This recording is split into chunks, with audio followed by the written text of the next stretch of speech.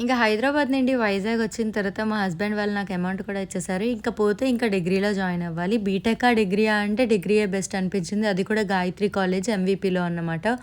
So, mummy నేను admission తీసుకోవడానికి వెళ్తున్నప్పుడు ఆటోలో, సేమ్ ఆటోలో వాళ్ళ గ్యాంగ్ అందరూ కూడా ఎక్కిపోయారు. వాళ్ళ ఇంటి దగ్గర చాలా అంటే చాలా భయం వేసింది.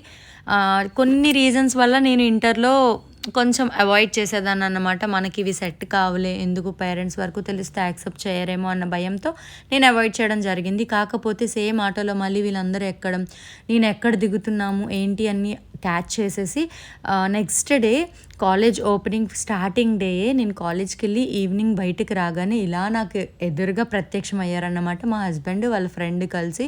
నన్ను చాలా బ్రతిమలాడారంటే నేను ఎంత ఓవర్ యాక్టింగ్ చేశానో నాకిప్పుడు బాగా నవ్వొస్తుంది.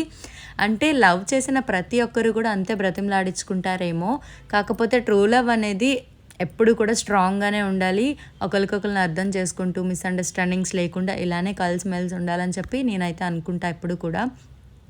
సో, మోసం అనేది చేయకూడదు లవ్‌లో ఎప్పుడు కూడా. సో, ఫస్ట్ ఎవరినైతే లవ్ చేసామో లాస్ట్ వరకు కూడా అదే పర్సన్‌తో స్ట్రాంగ్‌గా ఉండిపోవాలి. లవ్ అంటే అదే. సో, నా దృష్టిలో అయితే మాత్రం మాది ప్యూర్ లవ్, ట్రూ లవ్ అని నేను బాగా ఎక్స్‌పెక్ట్ చేస్తాను. అండ్ అంతే ఇంపార్టెన్స్ కూడా ఇస్తానన్నమాట మా హస్బెండ్‌కి. కమింగ్ టు ద పాయింట్ ఏంటి అంటే, ఆ రోజు ఇంకా ఈవినింగ్ మా హస్బెండ్ అండ్ వాళ్ళ ఫ్రెండ్ రాగానే నేనైతే నా ఫ్రెండ్‌తో పాటు నడుచుకుంటూ వెళ్తే నన్ను చాలా బ్రతిమలాడారు. నేనైతే నో చెప్పుకుంటూనే వెళ్ళానన్నమాట.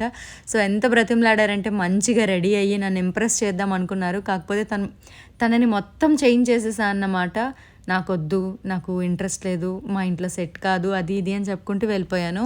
ఇంకా తనైతే పిచ్చి పిచ్చి ఎక్కిపోయి బస్సెస్ దగ్గరికి, ఆటోస్ దగ్గరికి నేను చచ్చిపోతా అది ఇది అని, ఇవన్నీ కామన్ కదా లవ్‌లో. లవ్ యాక్సెప్ట్ చేయకపోతే నేను చచ్చిపోతా అని బెదిరించడం ఇవన్నీనా. అయినా నేను అస్సలు పట్టించుకోకుండా వెళ్ళిపోయానన్నమాట. వాళ్ళ ఫ్రెండ్ ఎవరైతే తనతో వచ్చారో మళ్ళీ మా స్ట్రీట్ దగ్గరికి వచ్చేసి మాకు తెలిసిన అన్నయ్య దగ్గర మాట్లాడుతూ ఉంటే అన్నయ్యకి నేను ముందే చెప్పేసాను అన్నమాట, నాకు ఇష్టం లేదు అని చెప్పేసి.